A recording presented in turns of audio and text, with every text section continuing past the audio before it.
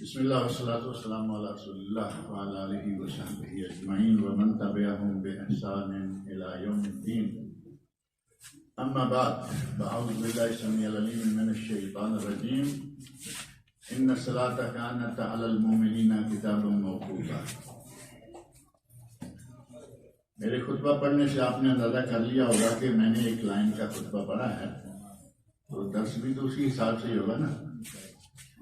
آج جیسا کہ آپ کے علم میں ہے، آج کا درس جو ہے وہ فاضل نوجوان فضیلت الشیخ ابو عباد عمران محمدی مدنی حفظہ اللہ اس وقت آپ کے سامنے ہے، درس ان کا ہے، اور میرا خیال ہے کہ بجائے سے ہم لمبا وقت آپ کا بھی لیں تو کیوں نہ انہی سے استفادہ کریں۔ اللہ رب العزت نے انہیں توفیق دی، پہلے اپنے ملک میں ہندوستان میں جامعہ محمدیہ مالیگاؤں منصورہ بامبے مولانا مختار ندوی رحمۃ اللہ علیہ کا قائم کیا ہوا ہندوستان کا بہت بڑا مدرسہ ہے، وہاں سے فارغ ہوئے، اس اعتبار سے محمدی ہیں، اور پھر اللہ نے توفیق دی تو مدینہ منورہ میں جامعہ اسلامیہ میں آ کے بھی تعلیم حاصل کی، وہاں سے بھی فراغت حاصل کی، اس اعتبار سے مدنی بھی ہیں۔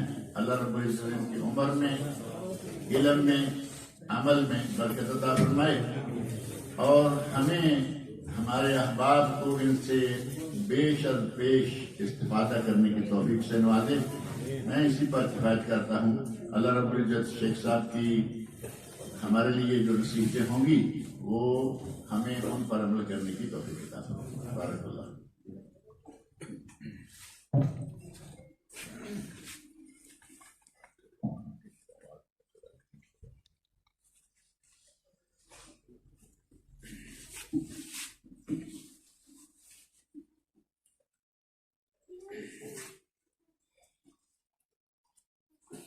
السلام علیکم ورحمۃ اللہ وبرکاتہ۔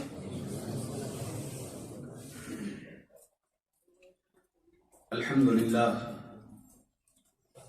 للہ رب العالمین وبہ نستعین والصلاة والسلام علی اشرف الانبیاء والمرسلین وعلى آلہ واصحابہ اجمعین ومن تبعهم بإحسان إلى يوم الدين أما بعد، فأعوذ بالله السميع العليم من الشيطان الرجيم من همزه ونفخه ونفثه يا أيها الذين آمنوا إذا نودي للصلاة من يوم الجمعة فاسعوا إلى ذكر الله وذروا البيع ذلكم خير لكم ان کنتم تعلمون۔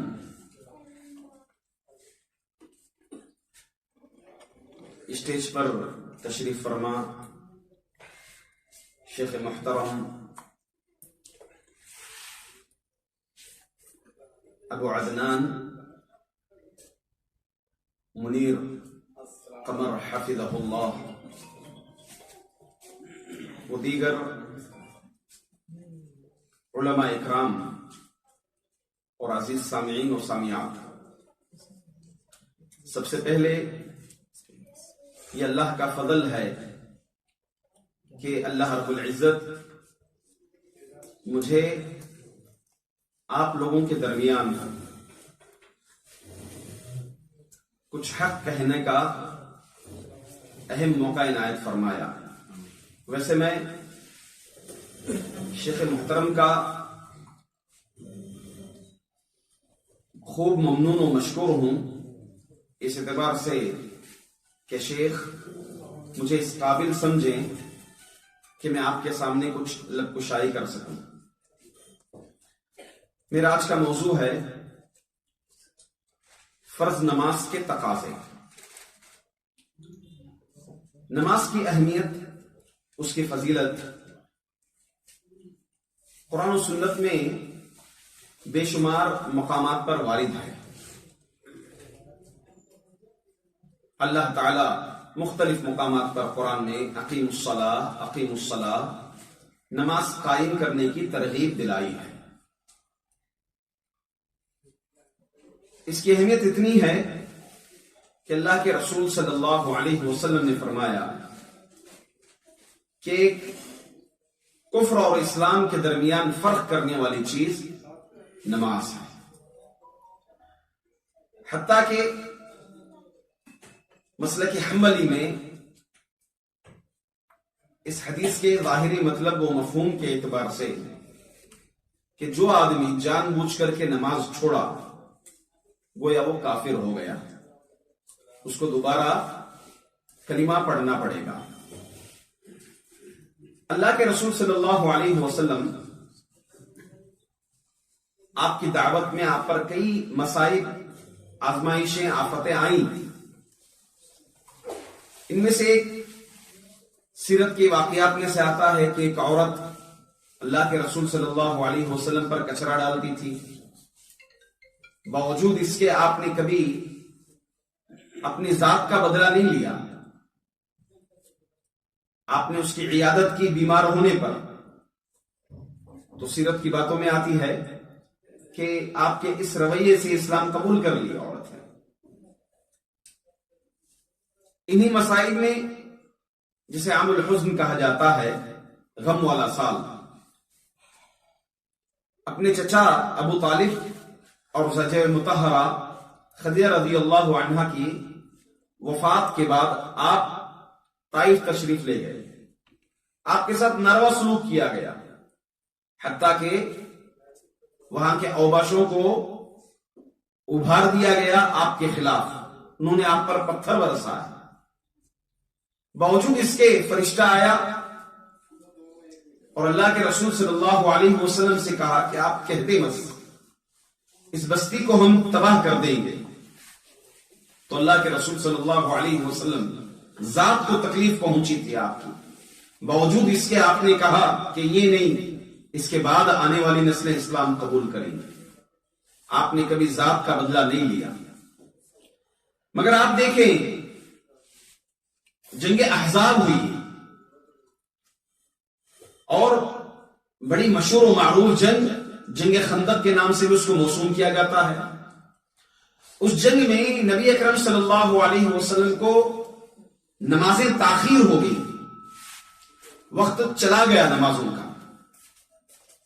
اس سمے اللہ کے رسول صلی اللہ علیہ وسلم کو تکلیف اتنی ہوئی کہ وہ قوم جو آپ پر تیر برسا رہی تھی آپ پیچھے سے دعائیں دے رہے ہیں. وہ قوم جو آپ پر پتھر برسائے، آپ کے ساتھ ناروا سلوک کیا، آپ دعائیں دے رہے ہیں اللہم اہد قومی فإنہم لا یعلمون. اے اللہ میری قوم کو ہدایت دے نہیں جانتے. وہی قوم جنگ کرنے آئی آپ کے ساتھ، صرف اس جنگ کی وجہ سے آپ مشغول ہو گئے، مصروف ہو گئے، نماز تاخیر ہو گئی، آپ بدعا دے رہے ہیں. اللہ اکبر. آپ اندازہ لگائیں کہ اس سے نماز کی اہمیت کتنی واضح ہوتی ہے. الغرض میرا آج کا عنوان جیسا کہ آپ جانتے ہیں نماز کے تقاضے. نماز کے تقاضے، اس کو ہم 3 حصوں میں تقسیم کریں گے. ایک، فرض نماز پڑھنے سے پہلے کیا تقاضے ہیں، پھر دوران نماز، پھر نماز کے بعد. ان تقاضوں کو انشاءاللہ آپ لوگوں کے سامنے پیش کرنے کی کوشش کروں گا. اللہ مجھے حق کہنے کی اور آپ کو حق سننے کی توفیق عطا فرمائے. نماز کا پہلا تقاضا یہ ہے کہ ہم نماز کی تیاری پہلے ہی سے کریں. ایک دنیا کا اصول ہے کہ دنیا کا کام جتنا اہم ہوتا ہے، جتنا امپورٹنٹ ہوتا ہے، اس کام کے لیے ہم بہت پہلے ہی سے تیاری کرتے ہیں. جیسے سفر جانا ہو ہم کو، اور ایک کنٹری چھوڑ کر دوسرے کنٹری اگر سفر جانا ہو تو اس کی تیاری بہت پہلے سے کرتے ہیں. اور آج کل تو ہمارے معاشرے کے اندر شادیاں بہت اہم ہیں. شادیاں تو شریعت کی نظر میں بھی اہم ہیں، مگر اس میں جو رسومات ہیں اتنے اہم ہیں، ان رسومات کو بہت پہلے ہی سے تیاریاں کرتے ہیں، سالوں سال پہلے سے.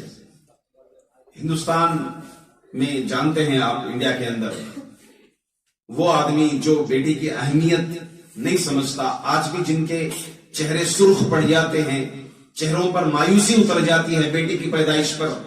بیٹی پیدا ہو جائے تو اس کی جہیز کی تیاری بہت پہلے ہی سے کرتے ہیں، کیونکہ یہ اتنا امپورٹنٹ ہے ہماری زندگی میں. نماز، اس کی اہمیت قرآن و سنت میں، تو نماز کی تیاری ہمیں پہلے ہی سے کرنا چاہیے. جب دنیاوی معاملات میں ہم پہلے سے تیاری کرتے ہیں تو نماز کی اہمیت اتنی واضح ہے، اور اللہ تعالیٰ کے نزدیک نماز کی اتنی اہمیت ہے تو اس کو چاہیے کہ ہمیں اس کی تیاری پہلے ہی سے کریں. یہ نماز کا پہلا تقاضا اور اس کا حق بنتا ہے. علماء اکرام نے قرآن کریم کی جو آیت میں نے تمہید میں پڑھی تھی، یا ایھا الذین آمنوا اذا نودی للصلاۃ من یوم الجمعہ فسعوا الی ذکر اللہ وذروا البیع. اے مومنو، جب ندا لگا دی جائے نماز کے لیے، جمعہ کی نماز کے لیے، فسعوا الی ذکر اللہ، تو خطبہ سننے کے لیے آپ دوڑ چلو. وذروا البیع، اور اپنی تجارتیں، اپنی مصروفیات کو ترک کرو. علماء اکرام اس آیت سے فقہا یہ مسئلہ عرض کرتے ہیں کہ جو آدمی اذان کے بعد دیگر کاموں میں لگ جاتا ہے، مصروف ہو جاتا ہے، اس کے لیے جائز نہیں، اس کے لیے نماز پڑھنا. تو اس اعتبار سے ایک مسلمان کو اس کی تیاری پہلے ہی سے کرنی چاہیے. اور نبی اکرم صلی اللہ علیہ وسلم سے متعلق کیا آتا ہے؟ عن الاسود سألت عائشة رضی اللہ عنہ ما كان النبي صلى الله عليه وسلم يصنع في بيته، قالت كان يكون في مهنة أهله، تعني خدمة أهله، فإذا حضرت الصلاة خرج إلى الصلاة. اللہ کے رسول صلی اللہ علیہ وسلم کے گھر سے متعلق اسود رحمہ اللہ علیہ نے پوچھا اما عائشہ رضی اللہ عنہ سے. تو اما عائشہ رضی اللہ عنہ فرماتی ہیں کہ اللہ کے رسول صلی اللہ علیہ وسلم جب گھر میں ہوتے ہیں تو اپنے گھر والیوں کے ہاتھ بٹاتے ہیں، آپ اپنے گھر کے کاموں میں لگ جاتے ہیں. ہاں، ہمارے پاس عیب ہے، سمجھتے ہیں کہ گھر کا کام ہمارا کام نہیں ہے، بس گھر والی کا کام ہے. جھاڑو پوچھا مارنا سب کچھ گھر والی کا کام ہے، کیونکہ یہ ہم تو نوکری کرتے ہیں. نہیں، اللہ کے رسول صلی اللہ علیہ وسلم اپنے گھر کے کاموں میں، گھر والے کے کاموں میں آپ ہاتھ بٹاتے تھے، آپ مدد کرتے تھے اللہ کے رسول صلی اللہ علیہ وسلم. فَإِذَا حَضَرَتِ الصَّلَاةُ، جیسے ہی نماز کا وقت ہوتا، اذان ہوتی، تو اللہ کے رسول صلی اللہ علیہ وسلم سب چھوڑ چھاڑ کے خرج الی الصلاۃ، اور نماز کے لیے اللہ کے رسول صلی اللہ علیہ وسلم نکل جاتے. یہ اللہ کے رسول صلی اللہ علیہ وسلم کا عمل یہ بتاتا ہے کہ نماز کی تیاری جیسے ہی اذان ہو جائے، بلکہ اس سے پہلے سے ہمیں نماز کی تیاری کرنی چاہیے اور نماز کے لیے تیار رہنا چاہیے. اللہ کے رسول صلی اللہ علیہ وسلم فرماتے ہیں الا ادلکم علی ما یمحو اللہ بہ الخطایا ویرفع بہ الدرجات، کیا میں تم کو ایسے عمل کے بارے میں نہ بتاؤں جس کے ذریعے سے گناہ معاف ہو جاتے ہیں اور درجات بلند ہو جاتے ہیں؟ صحابہ نے کہا قالوا بلا یا رسول اللہ، اے اللہ کے رسول کیوں نہیں، بتائیے ایسے اعمال میں. تو اللہ کے رسول صلی اللہ علیہ وسلم نے 3 چیزیں ذکر کی. اس میں سے ایک چیز یہ بھی فرمایا وانتظار الصلاة بعد الصلاة، ایک نماز کے بعد دوسری نماز کا انتظار کرنا، اس کے ذریعے سے اللہ رب العزت گناہوں کو معاف کر دیتے ہیں اور اللہ رب العزت اس کے ذریعے سے درجات کو بلند فرما دیتے ہیں. تو معلوم یہ ہوا کہ ہمیں نماز کی تیاری پہلے ہی سے کرنا چاہیے. ایک مرتبہ اللہ کے رسول صلی اللہ علیہ وسلم اپنے صحابہ کو نماز پڑھائے، نماز عشاء. میں آپ لوگوں کو بتا دوں کہ اردو دنیا میں صلاۃ کے عنوان پر فقہ الصلاۃ، ہمارے پاس بیٹھے ہیں فضیلت الشیخ ابو عدنان منیر قمر حفظہ اللہ، آپ کی کتاب ہے، بڑی ضخیم کتاب. ابھی حال ہی میں بنگلور کے اندر اس کتاب کو 1000 سے زائد پرنٹیں کروائی گئی، اور مسجد بنگلور کے مساجد کے ہر مسجد میں الحمدللہ خطبہ کو، علماء کو یہ کتاب بطور تحفہ دیا گیا. الحمدللہ بڑی ضخیم کتاب، 3 جلدوں پر مشتمل ہے، ہر جلد 700 صفحات پر. ماشاء اللہ العزیز، اتنا طویل کام، اتنا ضخیم کام اردو دنیا میں فقہ الصلاۃ. اللہ اکبر. اس میں آپ نے یہ چیز ذکر بھی فرمائی ہے آپ نماز کے اوقات میں، یہ حدیث بھی ذکر فرمائی ہے. الغرض اللہ کے رسول صلی اللہ علیہ وسلم نماز کا وقت، نماز عشاء کا آخری وقت کیا ہے؟ شطر اللیل، رات کے آدھی رات تک نماز عشاء مؤخر کر سکتے ہیں. تو اللہ کے رسول صلی اللہ علیہ وسلم ایک مرتبہ نماز عشاء کو آدھی رات تک مؤخر کی. صحابہ کرام اللہ کے رسول صلی اللہ علیہ وسلم کے انتظار میں تھے کہ آپ صلی اللہ علیہ وسلم آئیں گے، نماز پڑھائیں گے، انتظار میں تھے. یہاں تک کہ اللہ کے رسول صلی اللہ علیہ وسلم آدھی رات تک مؤخر کیے، نماز پڑھا دیے. نماز پڑھانے کے بعد آپ نے صحابہ کی طرف متوجہ ہوئے اور متوجہ ہو کر اللہ کے رسول صلی اللہ علیہ وسلم نے فرمایا یہ جملہ کہ تمہارا وَلَمْ تَزَالُوا فِي صَلَاةٍ مُنْذُ انتظرتموها، تم لوگ جب سے اس نماز کا انتظار کر رہے تھے گویا کہ تم نماز ہی کی حالت میں تھے. اللہ اکبر. ایک نماز کے بعد دوسری نماز کا انتظار کرنا گویا نماز کی حالت میں ہے.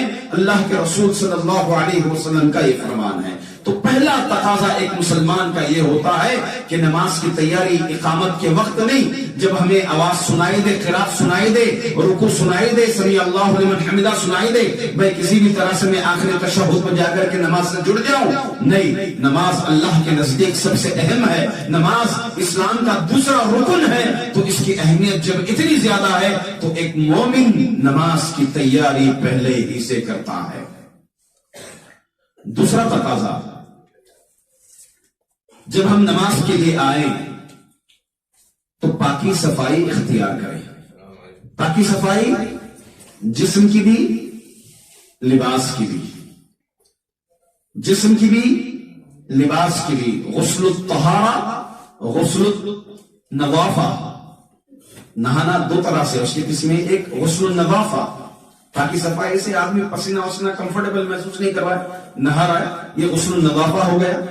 غسل الطہارہ، طہارہ باقاعدہ طور پر شریعت میں جو طریقے غسل بتایا گیا ہے اس طریقے کے مطابق، یعنی آپ طہارت صغرا، طہارت کبرا، دونوں اعتبار سے آپ پاک و صاف ہونا. طہارت صغرا، طہارت کبرا، وضو اور غسل. تو سب سے پہلی چیز ہے بدن کی پاکی صفائی. ایک مسلمان کو سوچنا چاہیے کہ وہ جو آ کر کھڑے ہو رہا ہے، کس کے سامنے کھڑے ہو رہا ہے؟ رب العالمین کے سامنے سرگوش ہو رہا ہے، اللہ کے سامنے کھڑے ہو رہا ہے. ہمیں دنیا کے کسی کاموں میں، کسی میٹنگ میں جانا ہے، ہاں کہیں دوسروں سے ملاقات کے لیے جانا ہے، اور تو اور شادی بیاہ فنکشنوں میں جانا ہے. ہمیں کتنی تیاری کرتے ہیں، چہرہ سنوارتے ہیں، پہلے ہی سے کٹنگ کرواتے ہیں، چہرہ سنوارتے ہیں، لباس سوچتے کہ کون سا پہنو. آخر کا میں تو لاسٹ فنکشن میں وہ پہنا تھا، آپ کون سا پہنوں؟ لاسٹ میٹنگ میں وہ پہنا تھا، اب میں کون سا پہنوں؟ اتنا فکر مند رہتا ہے اپنے لباس کو لے کر کے، اپنے جسم کو لے کر کے. پرفیوم لگاؤں تو کون سا پرفیوم لگاؤں، اس ٹینشن میں رہتا ہے. اللہ اکبر. اللہ کے سامنے کھڑے ہو رہے ہیں، اللہ سے سرگوش ہو رہے ہیں. الحمدللہ رب العالمین حمدنی عبدی. اللہ کہتے ہیں کہ میرے رب، میرے بندے نے میری تعریف کی. الحمدللہ رب العالمین الرحمن الرحیم مالک یوم الدین اہدنا الصراط المستقیم. دعا کر رہے ہیں، بات کر رہے ہیں، گفتگو کر رہے ہیں اللہ تعالیٰ سے. اے اللہ مجھے سیدھا راستہ بتا. تو رب العالمین کے دربار میں آ رہے ہیں. تو ایک مسلمان کو چاہیے کہ اپنے جسم کو پاک و صاف رکھے. اسی لیے اللہ کے رسول صلی اللہ علیہ وسلم حکم فرمائے کچا پیاز، کچا لہسن کھا کر مسجد آنے سے آپ نے منع فرمایا. چنانچہ اللہ کے رسول صلی اللہ علیہ وسلم فرماتے ہیں من اکل ثوما او بصلا فلیعتزلنا ولیعتزل مسجدنا ولیقعد فی بیتہ. آپ صلی اللہ علیہ وسلم فرماتے ہیں جو کوئی کچا لہسن، کچی پیاز کھائیں، اس کو چاہیے کہ وہ ہماری مسجد سے دور رہے اور وہ اپنے گھر میں بیٹھا رہے. اتنی بڑی اس کی وجہ علت ایک دوسری حدیث میں اللہ کے رسول صلی اللہ علیہ وسلم نے فرمایا ان الملائکۃ تتأذى مما يتأذى منه بنو آدم. اس لیے کہ فرشتوں کو تکلیف ہوتی ہے جیسے بنو آدم کو بدبو سے، کچا پیاز کھانے سے، کچا لہسن کھانے سے. آدمی کسی کے منہ سے بدبو اگر آتی ہے تو اس سے گفتگو کرنے سے پرہیز کرتا ہے. اس کے منہ میں بدبو بہت آتی ہے، دور رہتا ہے. پریشان ہو, چاہتا نہیں کہ اس کے ساتھ بات کروں. یہ انسانوں کی کیفیت ہے, انسانوں کا معاملہ. ہم منہ میں بدبو رکھتے ہوئے آئے, قرآن مجید کی تلاوت کریں. اللہ اکبر. ان قرآن الفجر کان مشہودا, فجر کی نماز کے وقت فرشتے حاضری دیتے ہیں, فرشتے نمازوں میں حاضری دیتے ہیں. ان قرآن الفجر کان مشہودا, نماز عصر اول وقت پڑھنا چاہیے کیونکہ فرشتوں کی ڈیوٹیاں بدلتی ہیں. نماز فجر اول وقت پڑھنا چاہیے کیونکہ یہ ٹائم سے دنوں رات کے فرشتے جو ڈیوٹیاں بدلتے ہیں, وہ نماز عصر کا اول وقت اور نماز فجر کا اول وقت ہے. اور نماز فجر کے اول وقت میں فرشتے نماز میں حاضری دیتے ہیں. مسلمانوں مومنوں کے ساتھ فرشتے نماز فجر ادا کرتے ہیں. ان قرآن الفجر کان مشہودا. تو اس اعتبار سے ہمیں چاہیے کہ اپنا منہ صاف رکھیں. قرآن کی تلاوت کر رہے ہیں, قرآن کے مسواک کا حکم دیا گیا. منہ کو صاف, پاک و صاف رکھنے کے سلسلے میں شریعت نے دو حکم دیے ہیں, ایک مضمضہ اور دوسرا مسواک. ایک تو کلی کریں, آپ کلی کریں, اور دوسرا جو ہے مسواک کریں. آپ مسواک کرنے سے آپ جو کچھ کھاتے ہیں یہ سب بو چلے جاتی ہے. حضرت عبداللہ بن عمر رضی اللہ عنہما, آپ کا عمل ہے کہ آپ مسجد میں بیٹھے رہتے تھے ٹیک لگا کر کے. جیسے ہی اقامت کھڑے ہوتی آپ اپنے مسواک کو لیتے, مسواک کرتے. جیسے ہی اقامت ختم ہو جاتی اپنے مسواک کو اس کان میں لگا لیتے. آپ جیسے لوگ کرانے کی دکان والے, بقالے والے قلم کو لگا لیتے ہیں کان کے پاس, ویسے آپ مسواک کو یہاں پر رکھ لیا کرتے تھے, پھر آپ نماز پڑھتے تھے.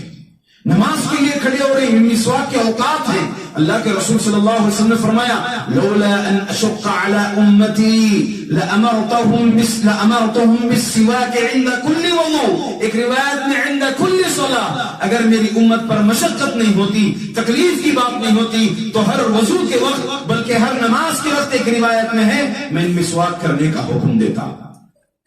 سبحان اللہ. دیکھیں ہم لوگوں کے لیے کتنی عبرت ہے, مسواک کرنے کا حکم دیا جا رہا ہے نماز کے لیے خصوصاً. وہ لوگ جو پان پرک کے عادی ہیں, اللہ اکبر. وہ لوگ جو سگریٹ کے عادی ہیں, اللہ اکبر. اعوذ باللہ من الشیطان الرجیم.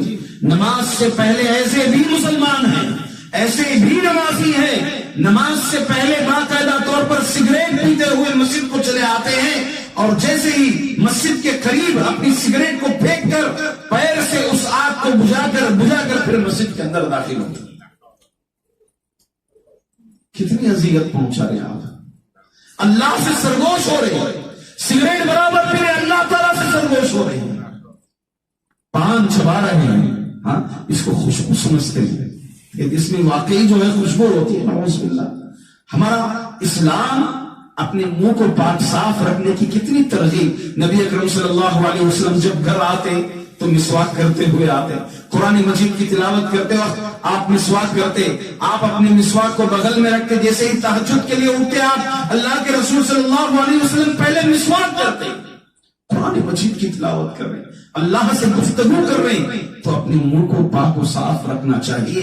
اسی لیے اللہ کے رسول صلی اللہ علیہ وسلم نے کچا پیاز, کچے لہسن سے منع فرمایا, اس کو کھا کر آنے سے منع فرمایا, کیونکہ فرشتوں کو اس سے تکلیف ہوتی ہے. تو بھلا سوچئے, سگریٹ پینا, پان پرک کھانا اور دیگر چیزیں, ایسی چیزیں کھانا یا اپنے منہ میں بدبو رکھنا, اور بدبو رکھ کر کے نماز پڑھنا, قرآن مجید کی تلاوت کرنا, اذکار کرنا, اللہ سے سرگوشی کرنا, کیسے اسلام کو گوارا ہوگا یہ چیزیں؟ اسلام کو یہ چیزیں کیسے گوارا ہوگی؟ تو لہٰذا ایک مسلمان کو چاہیے کہ فرض نماز کا تقاضا ہے اپنے منہ کو وہ پاک صاف رکھے, ایسی چیزیں کھا کر مسجد میں نہ جائے جس سے واقعی اس کے خشوع میں بھی خلل ہوتا. کچھ چیزیں ایسے کھا لیتے ہیں, بس آ گئے مسجد, کھا کر ڈائریکٹ آ جاتے ہیں, مضمضہ کلی کیے بغیر آ جاتے ہیں. اب نماز میں کھڑا ہوا ہے, اس کو دانت سے نکال رہا ہے, کھینچتا ہے. نماز میں کھڑا ہے, دانت کے اندر انگلی ڈال کر کھینچ رہا ہے ان چیزوں. بڑا سوچئے کہاں سے خشوع ہوگا, کہاں سے خضوع ہوگا. تو اس لیے ایک مومن کو چاہیے کہ وہ پاک و صاف آئیں, اپنے بدن کو اور اپنے بدن کے اعضاء کو پاک و صاف رکھیں. اسی طرح اپنے لباس کو بھی پاک و صاف رکھیں, لباس کو بھی پاک و صاف رکھیں. پاک صاف لباس ہونا چاہیے. نماز کے لیے خاص لباس کا ارے نماز ہی پڑھنے کے لیے جا رہے نا, سو کر اٹھا وہی دھوتی وہی لنگی بھی پہن لے, سو کر اٹھا اڑ گیا, بس اسی نماز میں آ گیا, اسی لباس میں نماز کے لیے آ گیا. اللہ کے سامنے آ گئے, بال بکھرے ہوئے ہیں, اپنے بال بنا لے.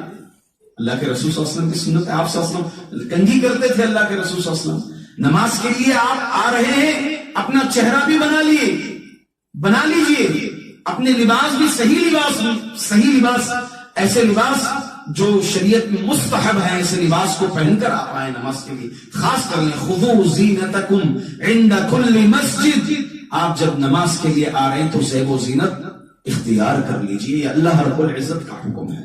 اسی لیے اللہ کے رسول صلی اللہ علیہ وسلم نماز کے لیے جب آ رہے ہیں آپ وضو کرنے کا حکم دیا. ایک تو نماز کے شروط میں سے, اور اس آدمی کے لیے فضیلت بیان کی گئی ہے جو آدمی اپنے گھر سے وضو کر کے آتا ہے. چنانچہ اللہ کے رسول صلی اللہ علیہ وسلم فرماتے ہیں من تطہر فی بیتہ ثم مشى الى بیت من بیوت اللہ لیقضی فریضة من فرائض اللہ كانت خطواته احدهما تحط خطیئة والاخرى ترفع درجة.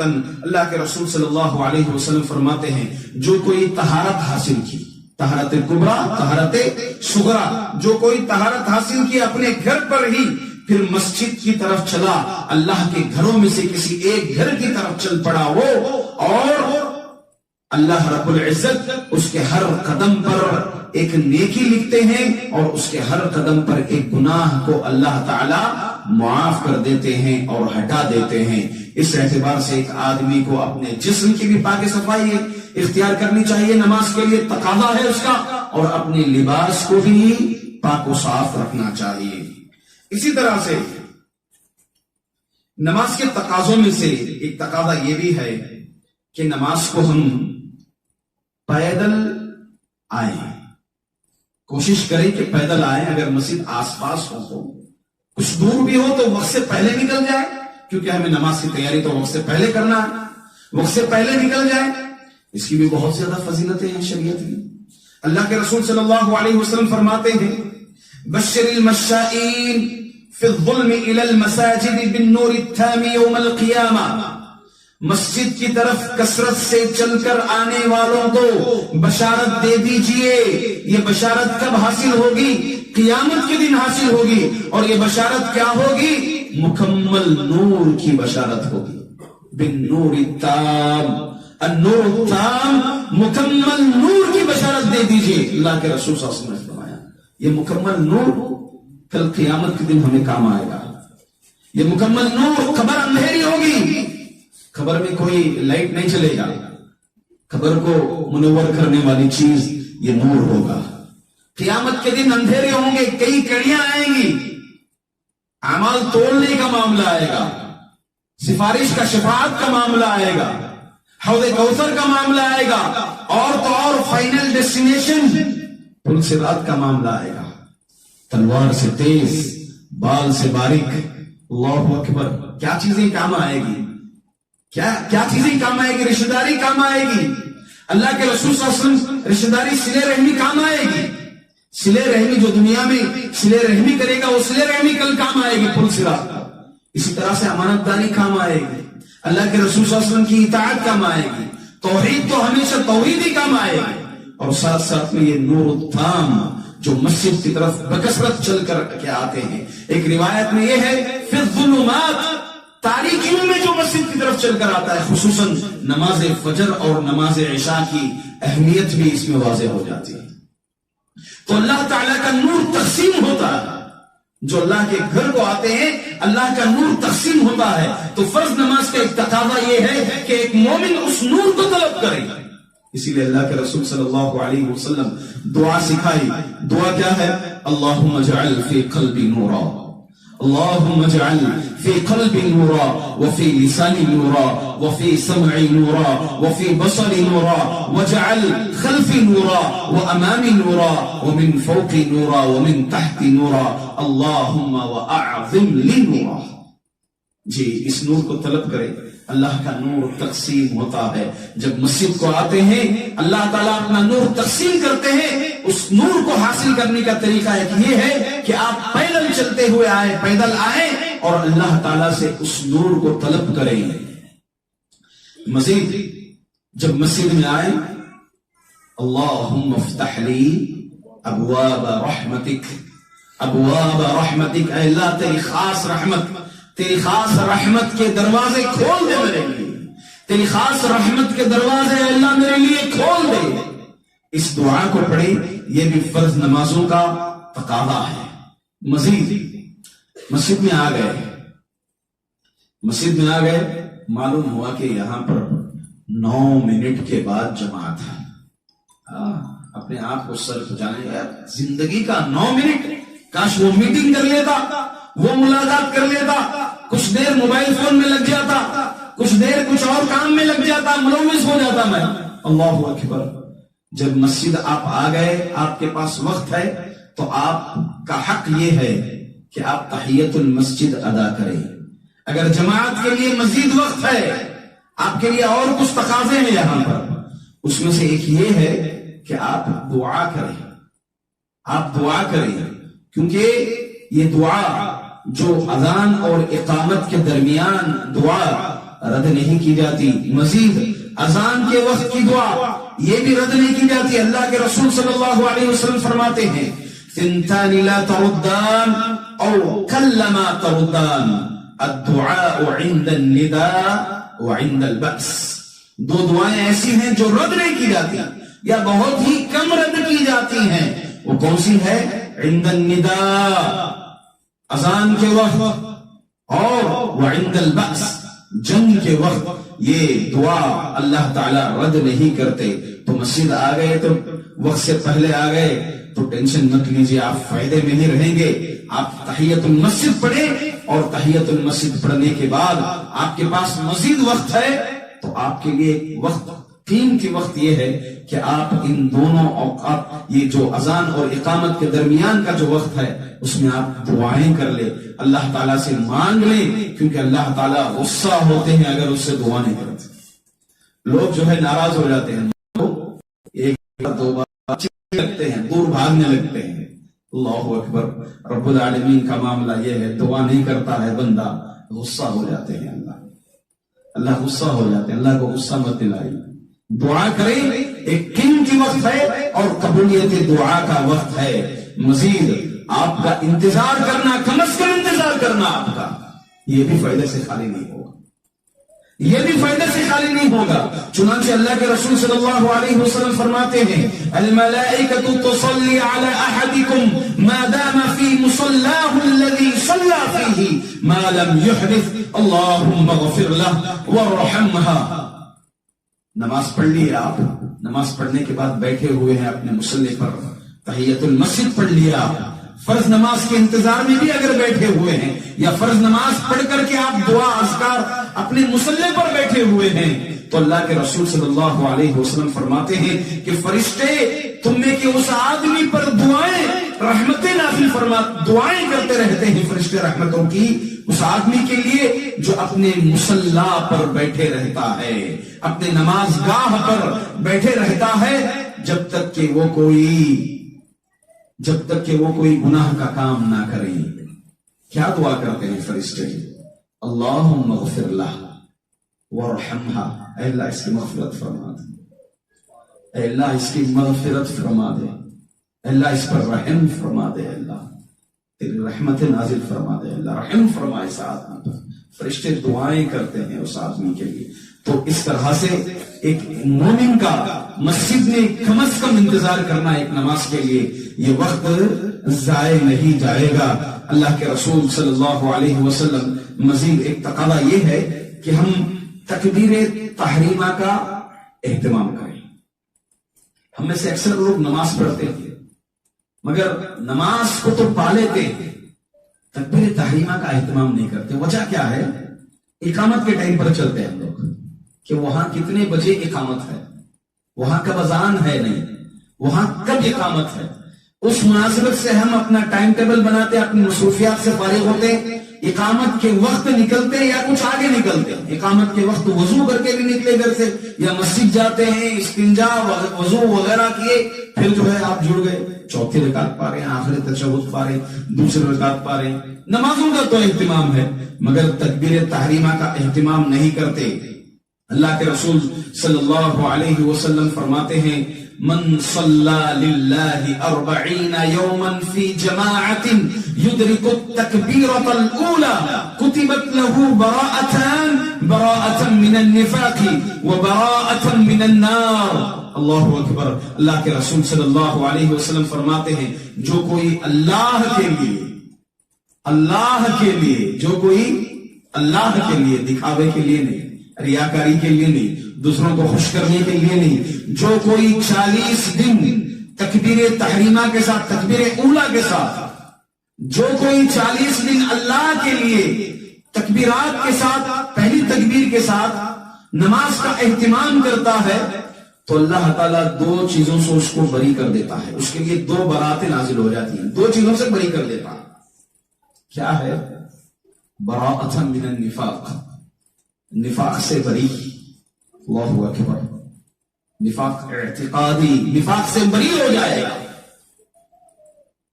ان المنافقین فی الدرک الاسفل من النار, جہنم کی گہرائی میں ہوں گے منافقین. ایک تو اللہ تعالیٰ براءۃ من النفاق, نفاق سے اللہ تعالیٰ بری فرمائے گا, اور تو اور اللہ تعالیٰ جہنم سے بھی بری فرما دے گا. اللہ اکبر. جہنم کی آگ سے بری فرما دے گا.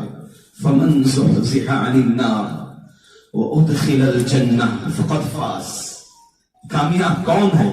فمن زحزح عن النار, جو جہنم کی آگ سے بچ گیا, وادخل الجنہ, اور جنت میں داخل کر دیا گیا, فقد فاز, وہی کامیاب.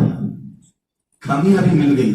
تکبیر تحریمہ کا اگر اہتمام کر لیں, 40 دن اللہ کی خاطر, اللہ کے لیے 40 دن جو بندے مومن تکبیر تحریمہ کا اہتمام کر لے گا, اللہ تعالیٰ 2 براتیں اس کے حق میں لکھ دیں گے, براءۃ من النفاق و براءۃ من النار. جہنم میرے بھائیوں, جہنم. حضرت عمر بن الخطاب رضی اللہ عنہ اپنے مرض الموت میں ہیں. لوگ عیادتوں کے لیے آتے ہیں آپ کے پاس, عیادتوں کے لیے آتے ہیں. عیادت کے لیے آئے کچھ بھائی, تعریفیں کرنے لگے, ارے آپ تو عشر مبشرہ میں سے ہیں, دوسرے خلیفہ ہیں, آپ کے لیے تو ٹینشن کی بات ہی نہیں ہے, کیونکہ مومن کے لیے موت کے بعد اصل زندگی شروع ہوتی ہے. آپ کے لیے ٹینشن کی بات ہی نہیں. تو حضرت عمر بن الخطاب رضی اللہ عنہ فرماتے ہیں کہ اللہ تعالیٰ میری نیکیوں کا بدلہ دے یا نہ دے, اللہ میرے گناہوں کو نظر انداز کر دے, مجھے جہنم سے بچا لے, کہ میرے لیے بہت بڑی بات ہے. اللہ اکبر. فمن زحزح عن النار وادخل الجنہ فقد فاز, جو جہنم سے بچا لیا گیا, جنت میں داخل کر دیا گیا, فقد فاز, وہ کامیاب ہے. مزید فرض نماز کا تقاضا ایک یہ بھی ہے کہ ہم پہلی صف کو اختیار کریں. لوگ اکثر غلطی کرتے ہیں, ہم ہندوستانیوں میں بہت غلطی ہوتی, پہلے بھی آ جاتے ہیں تو مسجد کے سب سے پیچھے میں ٹیک لگا کر کے بیٹھ جاتے, یا پھر پیچھے حصے میں اپنی نفلی نمازیں پڑھنے لگتے ہیں. کوشش کری کہ پہلی صف پائیں ہم, پہلی صف میں, پہلی صف حاصل ہو ہم کو, امام کے پیچھے پہلی صف میں ہم نماز پڑھیں, اس کی کوشش کریں. اللہ کے رسول صلی اللہ علیہ وسلم نے فرمایا کہ اگر لوگوں کو اذان اور پہلی صف کی قدر اہمیت اگر حاصل ہو جائے, اس کی چیز معلوم ہو جائے, تو قرآن اندازی کرنے لگیں گے لوگ. ایک حدیث میں یہ ہے, سرین کے بل بھی لوگ جو ہے آگے بڑھیں گے آنے کے لیے. اللہ اکبر. پہلی صف کی بہت زیادہ اہمیت ہے, حتیٰ نبی اکرم صلی اللہ علیہ وسلم فرماتے ہیں ان اللہ وملائکتہ یصلون علی الصف الاول, یقیناً اللہ تعالیٰ اپنی رحمتیں نازل فرماتے ہیں اور فرشتے رحمت کی دعائیں کرتے ہیں پہلی صف والوں کے لیے. پہلی صف والوں کے لیے اللہ اپنی رحمتیں نازل فرماتے ہیں اور فرشتے رحمت کی دعائیں کرتے ہیں پہلی صف والوں کے لیے. ایک مرتبہ اللہ کے رسول صلی اللہ علیہ وسلم ذری سی کمی دیکھی اپنے صحابہ میں. ہلکی سی کمی دیکھی پہلی صف کے معاملے میں، ہلکی سی. آپ آج کے دور کو کمپیئر نہ کریں، ہلکی سی. تو اللہ کے رسول صلی اللہ علیہ وسلم نے کہا کہ آگے بڑھو، پہلی صف اختیار کرو، میری اقتداء کرو. تم اگر میری اقتداء کرو گے تو لوگ، تمہاری بعد آنے والے لوگ تمہاری اقتداء کریں گے. پھر آپ نے فرمایا کہ جو لوگ پیچھے رہ جائیں گے اللہ انہیں پیچھے ہی کر دے گا. جو لوگ پیچھے رہ جائیں گے اللہ انہیں پیچھے ہی کر دے گا. تو اس اعتبار سے پہلی صف کو ہمیں پانا چاہیے اور پہلی صف حاصل کرنے کی کوشش کرنا چاہیے. پہلی صف میں ہماری نماز ہو، یہ فرض نماز کا ایک اہم تقاضا ہے. یہ نماز، فرض نماز کے تقاضے نماز سے پہلے یہاں تک ہو گئی بات. ابھی دوران نماز ہیں کچھ تقاضے، ایک دو ہیں، بعد نماز کچھ تقاضے ہیں. انشاءاللہ مختصر وقت میں بات اپنی ختم کر دوں گا. دوران نماز فرض نماز کا ایک تقاضا یہ ہے، بلکہ ہر نماز کا تقاضا ہے، آدمی باشعور ہو کر نماز پڑھے. احسان، حضرت جبریل اللہ کے رسول صلی اللہ علیہ وسلم سے پوچھا کہ مل احسان. آپ نے کہا ان تعبد اللہ کأنک تراہ فإن لم تکن تراہ فإنہ یراک. اللہ کی عبادت تم ایسے کرو کہ گویا تم دیکھ رہے ہو اللہ کو. اگر یہ شعور نہیں ہوتا، یہ احساس نہیں ہوتا، یہ فیلنگ نہیں ہوتی، کم از کم آپ یہ فیل کرو، یہ احساس کرو، یہ شعور لاؤ کہ اللہ تمہیں دیکھ رہا. دوسرا درجہ، اللہ تمہیں دیکھ رہا ہے، یہ احساس ہو تمہیں. اللہ اکبر. ہم ایک ڈاکٹر سے ملنا ہو، اپنے موبائل فون کو بند رکھتے کہ یہاں پر موبائل فون بند ہے. ہاں، مکمل شعور کے ساتھ جاتے ہیں کہ ہمیں کیا کریں. مختصر سا وقت ملتا ہے، لیمیٹڈ ٹائم. آپ کا جو اپوائنٹمنٹ ہوتا ہے ہلکے سے وقت کے لیے، ہاں اپنا موبائل فون بند رکھتے ہیں. جو بات کرنا ہے وہی بات کرتے ہیں. دیگر کسی بڑے لوگ سے ملنا ہے تو جو بات کرنا ہے پہلے سے خالی بات تو نہیں کرتے. جتنی باتیں پوچھنی ہے، جتنی تفصیلات پوچھنی ہے، اس کا وقت بنا لیتے، تیاری کر لیتے. رب کے سامنے کھڑے ہو رہے، ہم اللہ کے سامنے کھڑے ہو رہے. ہاں، کوئی کہیں کھجا رہا ہے، داڑھی کھجا رہا ہے، کوئی کدھر سے جا رہا ہے تو اس کو دیکھ بھی رہا ہے. کوئی جو ہے آ رہا ہے، پورا حساب و کتاب نماز میں لگا رہا اپنی تجارت کا، آج کتنا کمایا، کل کتنا کمانا. کوئی اپنی تجارت کو کیسے ڈیولپ کرے، نماز میں جو ہے اس کی تیاری کر رہا ہے. نماز کے اندر پتہ نہیں کون سی چیزیں اس کو یاد آتی جا رہی ہیں. اس کا شعور ختم ہو گیا. کس کے سامنے کھڑا ہے؟ اللہ کے سامنے کھڑا ہے. اللہ اکبر. حضرت زید بن علی بن حسین رحمہ اللہ، حضرت حسین کے پوتے، حضرت حسین رضی اللہ عنہ کے بیٹے کا نام علی، باپ کا نام علی. جی، بیٹے کا نام علی، باپ کا نام علی رضی اللہ عنہ. ہمارے پاس نام تلاشتے ہیں دور کا، سم تھنگ ڈفرینٹ نام. پہلے اسے مولانا کوئی نام بھیجیے، اچھا نام بھیجیے. نہیں، وہ تو ہمارے رشتہ داروں میں یہ نام پایا جاتا ہے، یہ نام ہمارے رشتہ داروں میں پایا جاتا ہے. باپ کا نام بیٹے کو رکھو. اللہ اکبر. تو حضرت زید رحمہ اللہ علیہ، آپ جب وضو کرتے نماز کے لیے، وضو کر کے آتے، آپ کا چہرہ زرد ہو جاتا، پیلا پڑ جاتا. لوگ ملتے آپ سے کہتے کہ کیا آپ کچھ بیمار ہیں آپ؟ اللہ اکبر. کہتے کہ آپ بیمار ہیں؟ تو آپ کیا فرماتے ہیں؟ آپ فرماتے ہیں اتدرون بین یدی من سأقف بعد قلیل. کیا آپ جانتے ہیں کہ میں ابھی تھوڑی دیر میں کس کے سامنے کھڑے ہونے والا ہوں؟ اللہ اکبر. اس کے آثار، آپ کو نماز اللہ کے سامنے کھڑے ہونا ہے. وہ ڈر، وہ خوف، وہ محبت، اللہ اکبر، وہ خوف، وہ محبت، وہ امید، اس امید کے ساتھ، اس خوف کے ساتھ کھڑے ہونا. اللہ تعالیٰ کے سامنے جب کھڑے ہو رہے ہیں تو پورے شعور کے ساتھ کھڑے ہونا ہے. یہ دوران نماز کا تقاضا ہے. مزید پورے خشوع و خضوع کے ساتھ نماز پڑھیں.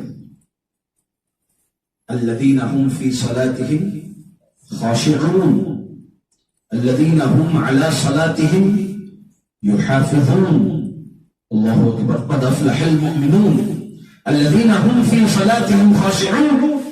وہ مومن کامیاب ہو گئے. کون سے مومن؟ جو نماز پڑھتے ہیں، جو نماز پڑھتے ہیں، جو نماز خشوع اور خضوع کے ساتھ پڑھتے ہیں، وہ مومن کامیاب ہو گئے.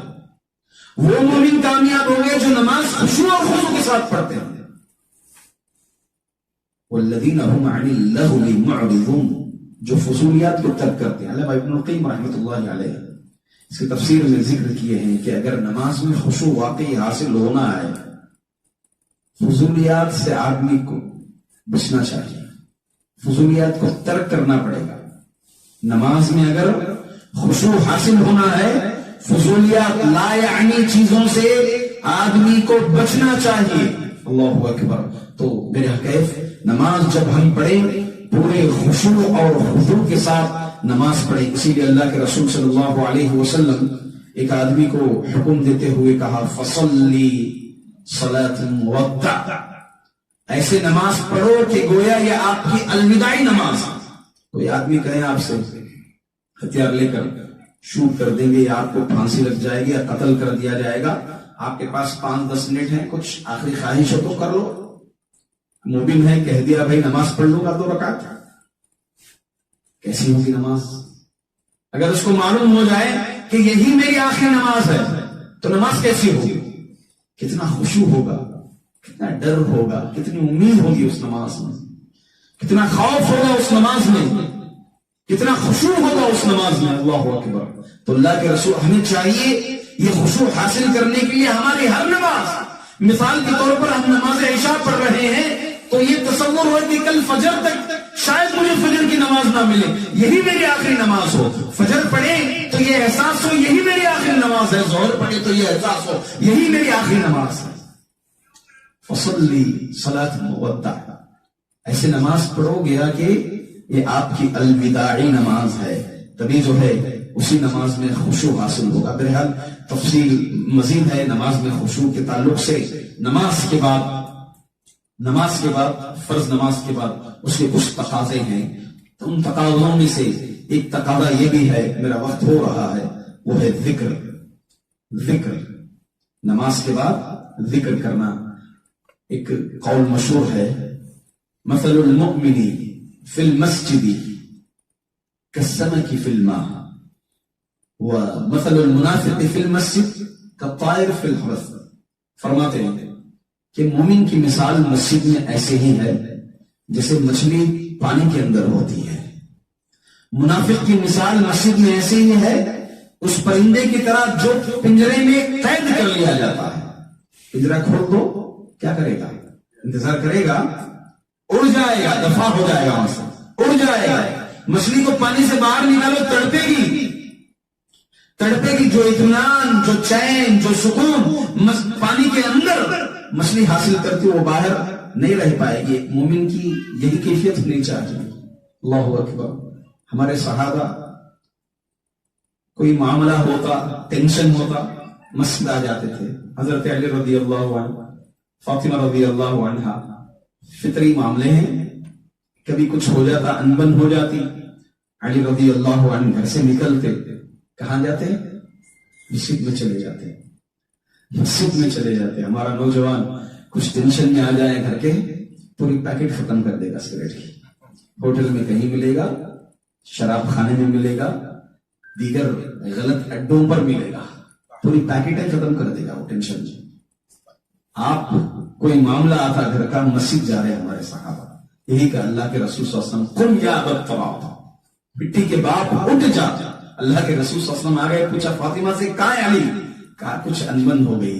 آپ نکلے سیدھا مسجد گئے. معلوم ہے کہ داماد کو مسجد ہی میں پا رہے ہوں گے. اللہ اکبر. تو دیکھیں فرض نمازوں کے بعد عموماً ایسا ہوتا ہے، پہلا سلام صف پر ہوا، دوسرا سلام چپلوں کے پاس رہتا ہمارا. چپل نماز ہو گیا، بس ایسے اٹھ کر جاتے ہیں. یہ ایک منافق کی مثال، جیسے میں نے کہا، منافق کی مثال جیسے پرندے کو قید کر کے چھوڑ دیا جائے.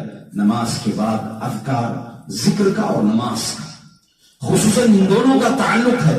اللہ رب العزت محمد صلی اللہ علیہ وسلم کو حکم دیتے ہوئے کہا اقیم الصلاۃ ان الصلاۃ تنہی عن الفحشاء والمنکر ولذکر اللہ اکبر. کہا نماز برائیوں سے روکتی ہے، فحش سے روکتی ہے، اور اللہ کا ذکر، نماز کو اور ذکر کو اللہ تعالیٰ ایک ساتھ ذکر ایک ساتھ یہاں پر قرآن میں وارد فرمایا تو گویا معلوم ہوتا ہے نماز کا اور ذکر کا بہت زیادہ تعلق ہے. وَأَقِمِ الصَّلَاةَ لِذِكْرِي، اللہ تعالیٰ موسیٰ علیہ السلام کو حکم دے رہے نماز قائم کرو، میرے ذکر کے لیے تم نماز کو قائم کرو. چنانچہ حدیث میں آتا ہے اللہ کے رسول صلی اللہ علیہ وسلم فرماتے ہیں ما توطن رجل مسلم، جو کوئی مومن مسلمان مسجد کو اپنا ٹھکانہ بناتا ہے، مسجد میں نماز پڑھتا ہے، نماز اور ذکر، جو کوئی مسلمان مومن مسجد کو اپنا ٹھکانہ بناتا ہے، کس لیے؟ نماز کے لیے اور ذکر کے لیے. وہ ایسے ہی ہے اللہ تعالیٰ کے لیے جیسے تم لوگوں کے لیے اگر کوئی آدمی گھر سے گم ہو جائے پھر وہ گھر آ جائے تو جیسے خوشی ہوتی ہے ویسے ہی اللہ تعالیٰ کو خوشی ہوتی ہے اس کے گھر. اللہ اکبر. تو الغرض نماز کے بعد کے اذکار، اس کی فضیلتیں بڑا موضوع ہے. آیت الکرسی جو کوئی پڑھ لے گا اس کی فضیلتیں، لا الہ الا اللہ، پھر اللہم اعنی علی ذکرک و شکرک و حسن عبادتک، لا الہ الا اللہ وحدہ لا شریک لہ لہ الملک ولہ الحمد وہو علی کل شیء قدیر. دیگر اذکار سبحان اللہ، الحمدللہ، اللہ اکبر، یہ سب کیا ہے؟ جہنم سے نجات کے لیے کافی ہیں اذکار. ان کی فضیلتیں بے شمار وارد ہوئی ہیں. اسی طرح فجر نماز کے بعد ذکر میں لگ جائیں، ذکر و اذکار میں لگ جائیں. طلوع آفتاب کے بعد پھر اشراق کی نماز پڑھ لیں 2 رکعت. اس کے درمیان اللہ کے رسول صلی اللہ علیہ وسلم کیا ثواب ہے؟ حج و عمرے کا مکمل اس آدمی کو ثواب مل جائے گا. غریب کا حج، غریب کا عمرہ، فجر کی نماز کے بعد مصلی پر بیٹھے رہیں، ذکر میں لگا رہیں، پھر جو ہے اشراق کی نماز پڑھ کر نکلیں، حج و عمرے کا اس کو مکمل ثواب دیا جا رہا ہے. الغرض ایک مومن کو فرض نماز کے ساتھ ساتھ نماز سے پہلے کے، دوران نماز کے اور بعد نماز کے تقاضوں کو سمجھتے ہوئے، دھیان میں رکھتے ہوئے ہم تمام کو نماز پڑھنا چاہیے. اور یقیناً ہمیں ایسی ہی نمازیں، یہی نمازیں ہمیں گناہوں سے روکتی ہیں. نماز بھی پڑھ رہے ہیں، گناہ بھی کر رہے ہیں، نماز بھی پڑھ رہے ہیں، جھوٹ بھی بول رہے ہیں، نماز بھی پڑھ رہے ہیں، غیبت بھی کر رہے ہیں، نماز بھی پڑھ رہے ہیں، سگریٹ بھی پی رہے ہیں، نماز بھی پڑھ رہے ہیں، گناہوں پر گناہ کرتے جا رہے ہیں. تو کیا اللہ تعالیٰ کا وعدہ جھوٹا ہے؟ ان الصلاۃ تنہی عن الفحشاء والمنکر، اللہ کا وعدہ ہے، اللہ کا حکم ہے. اللہ نے فرمایا کہ نماز یقیناً گناہوں سے روکتی ہے. کون سی نماز؟ اس کے تقاضوں کو پورا کریں. یقیناً وہ نمازیں برائیوں سے ضرور روکے گی.